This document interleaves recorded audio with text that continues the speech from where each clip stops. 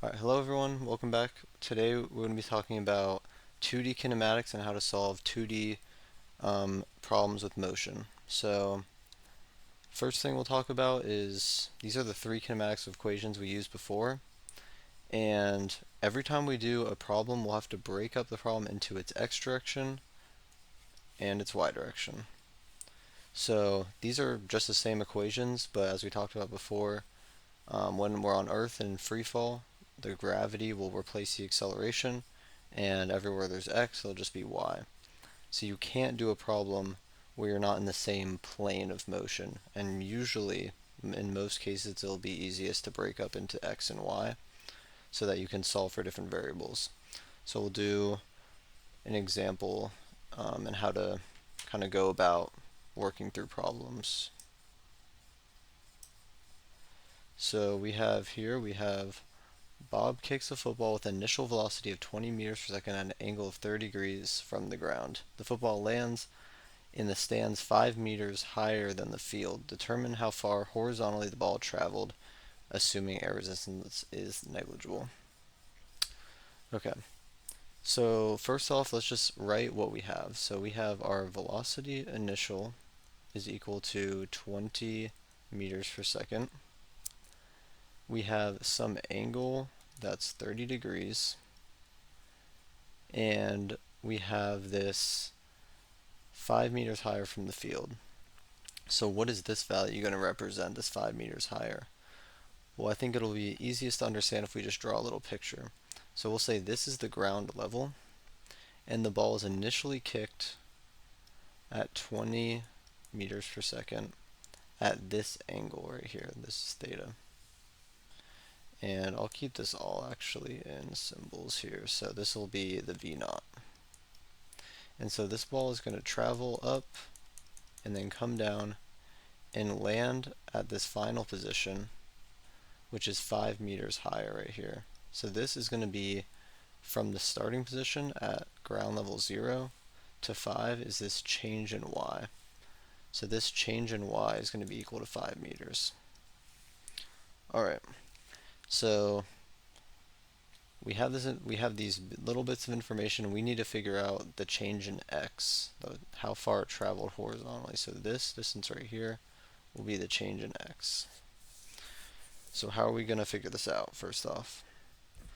So let's figure out what we have for each direction and then what equations we can use. So let's start in the x direction. Right, so we know the velocity initial and we know the angle, but we need to break this up into its components of Vx and Vy for the initial. So if you don't know how to do this, I made a video about breaking up components, so I would recommend watching that. But we learned that using some basic trig that the velocity in the x direction is just going to equal the V naught cosine of the angle. And so when we're working in this x direction, we see that there's no air resistance. So that means that there's going to be nothing in the x direction accelerating this ball. So the acceleration will equal 0.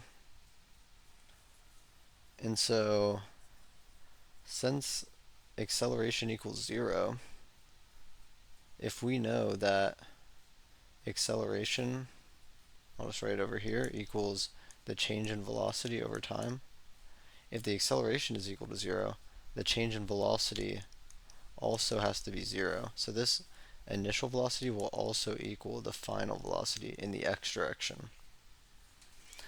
And so we want to solve for this change in x is what we're looking for. And so we need to figure out what equations we can use, right? So there's nothing that just has these variables in it that we can immediately solve for the change in x. But one that can get us pretty close would be this x final equals x initial plus Vx naught t. And so we don't have this t, but we can move this over to get change in x is x final minus x initial just equals a change in x. And then Vx naught, we already found what this equals is V naught cosine of theta times t. So we don't know t, so we're kind of stuck right now. We can't do anything further in the x direction. So let's look at the y direction and see what we have. So in this y direction, we, again, in the same way, we can find the initial y by just doing the initial velocity sine of theta. And so that will give us our sine of theta. But in this case, we cannot say that this equals the velocity final because there will be some acceleration in the y direction, and we know that's just gravity, which is 9.8 meters per second squared. And also note that the gravity is acting everywhere, and it's always going to be pointing downwards. So this will be we'll denote this as a negative sign here. And then we also know, as noted before, the change in y is equal to 5 meters. So we need to figure out what equation can we use to solve this, right? So most likely we're going to try to find time because we need this change in x, we know these two, but we don't know time. So what can we use to solve for time? So if we go up here to see what equations we have, this one we could use to solve for time, but we don't have the velocity final. This one we could solve for time, but this one doesn't have time at all. So we have a few options. We could either just use this equation and use the quadratic formula, or we could solve for the final velocity using this equation first and then go back and find time using this equation. And that's actually what I'm going to choose to do. And you'll see why in a moment, how picking your right signs and on your quadratic formula can get a little bit more confusing. I think this way is a little bit more intuitive. So I'll start by using that equation. So we have this velocity final in the y direction squared equals the velocity initial in the y direction squared plus 2g delta y. And so we want to solve for the final velocity. So we can say that the velocity, leave some space here, we can say that the velocity final y is equal to the square root of v naught y squared plus 2g delta y. And so this is what we get for our velocity final. And we could plug in numbers here and get a value. But we could also just plug this back into our second equation.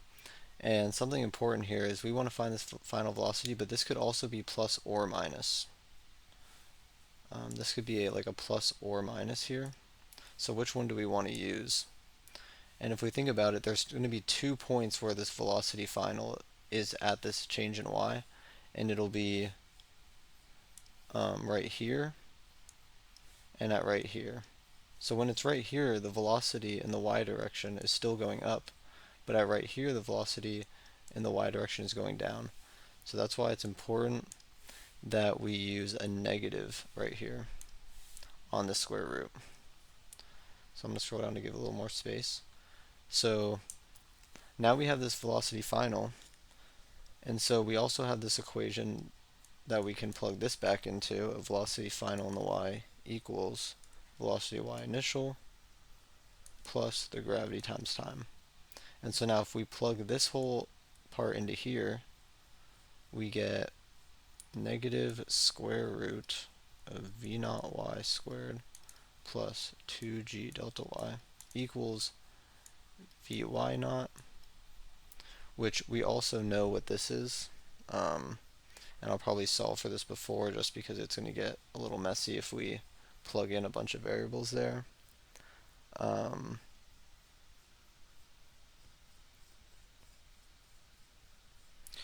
Plus gt. And so now we just need to solve for the time here. So if we subtract this over and divide by g, we can get time equal to this negative vy naught minus the square root of Vy naught squared plus 2g delta y divided by gravity, we can solve for our t. So we can go ahead and plug in the numbers now. Of t is equal to this negative, and then we have to break this up into its components, so we can do the velocity initial, which is just 20, sine of theta, which is 30, minus the square root of this entire 20 sine of 30 squared plus 2, and this will be a negative 9.8, and change in y, which is 5. And that's positive because it's going up 5 meters. And then all divided by a negative 9.8. And so when all of this is worked out, we get a time equal to about 1.64 seconds. And now we can go back to the x direction and plug this in and see that when we plug this in, we get the change in x is equal to the 20 cosine of 30 times this 1.64, and that'll give us our change in x equal to 20.2 meters. Okay, so a lot of work for this little problem. The biggest thing here is break up your directions, see what equations you can use, and see what relates the two directions. And most times it'll be time, and we know that time is equal because when the time is going from one place to another, it doesn't matter what direction the time is, it's always going to be the same time. So usually time is what connects the two directions. So if you're trying to connect them, try solving for time in one direction and then using that to solve for your actual unknown. Alright, so let's do part B down here, which says, what is the max height of the football and at what time does it reach the max height? Alright, so let's think about what we have here. So we know we still have the same initial velocities that we had before. So we still know, like, in the x direction, we have our velocity initial x is equal to the 20 cosine of 30, and we still know the x direction acceleration is equal to 0. So this is still going to be the x final in the x direction, which in this case is at the max height. But in the y direction, we have this y initial, or this velocity initial in the y, equal to 20 sine of 30. But what is this velocity final in the y direction? So if we think about this, when the football is at the max height here,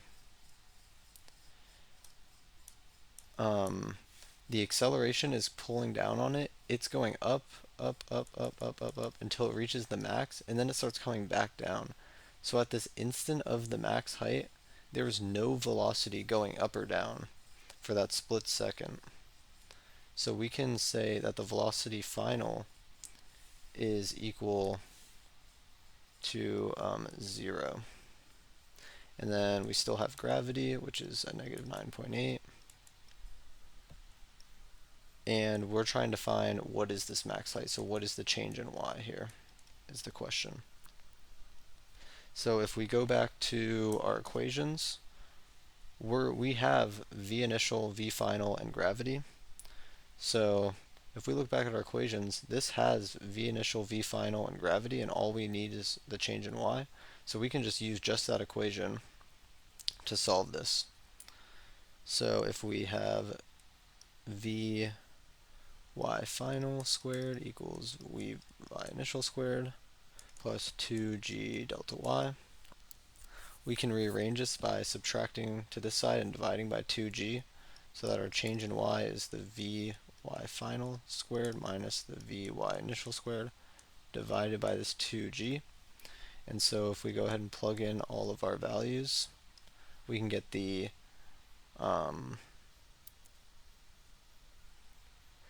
final as 0